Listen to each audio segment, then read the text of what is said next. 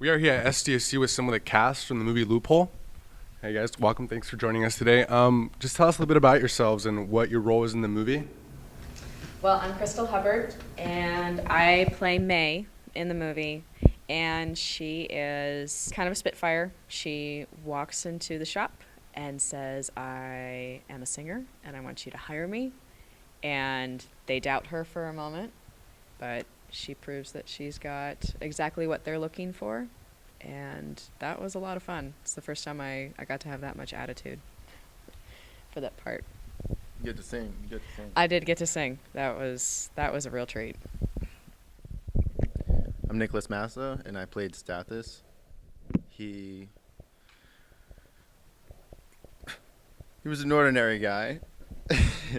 No, he owned a soda shop, and it ended up getting robbed. And him and his friend George found a speakeasy, which he didn't want to use to make money, and he did. And I'm not going to give the ending away, but Gets him into a lot of trouble. yeah, it gets him into a lot of trouble, and it's pretty good. I mean, it's good. Good old gangster yeah. flick. So we did mention that it was set in 1932, correct? So what was one of your strategies or some of your strategies in order to, give the movie the feel of the 1932s? What was your approach? Well, the second I walked on set, it was kind of easy because the set design was so well done that it kind of brought me right back to the era of 1930s. And when I first got on set, there was like cars from that time, and it just looked exactly like it. So I kind of just felt, in that era as soon as I got there. Yeah, I didn't do any of the outdoor shots with them, but I did get to do the soda shop and the speakeasy, and the way they had it decorated and all the details that they had in there. It just made it fun.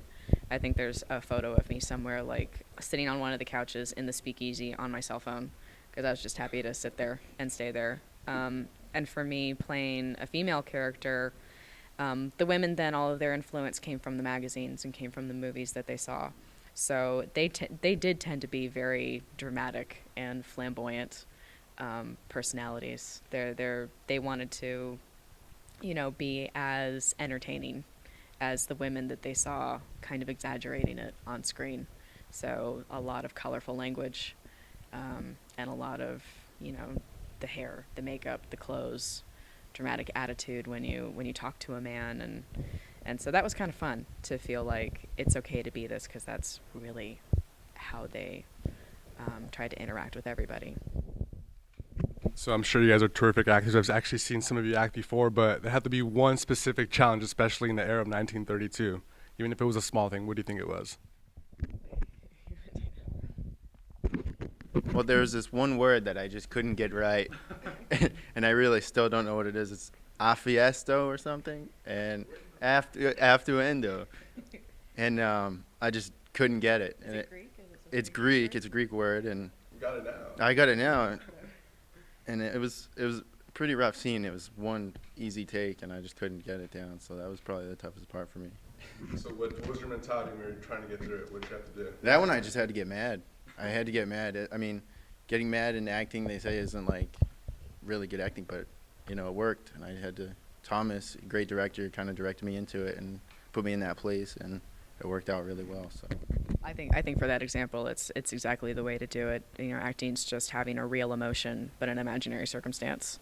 So it was kind of cool to see in certain moments. And then for me, there were moments there's gunshots, and there's blood, and there's all this stuff going on. So that's actually the easiest stuff for me, because it's the extreme of the emotion. So I'm allowed to not hold myself back in those moments. So it wasn't the period part I had to worry about. Once they did my hair and my makeup, and they had the jewelry on me and the costume on me, I was like, oh, I got this. This is easy. And the candle lights are going, and people are smoking around me, and yeah, that was easy. But a lot of energy. You got to keep a lot of energy up for the scenes, because as people become more familiar with filming process, you realize you do the scene over and over and over again.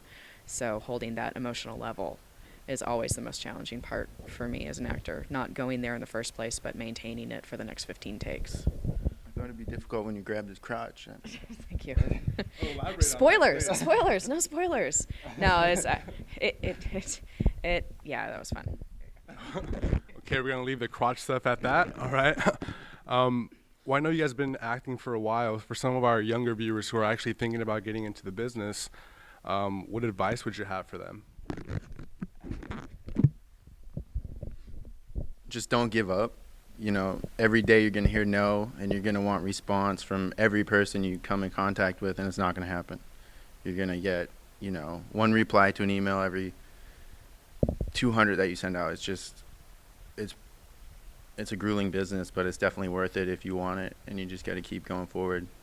And you're going to hear advice from many, many different people. Like, everybody's going to tell you what they think, whether they've been in the business for 20 years, 40 years, 15 years to 5 years. They're going to tell you what it is.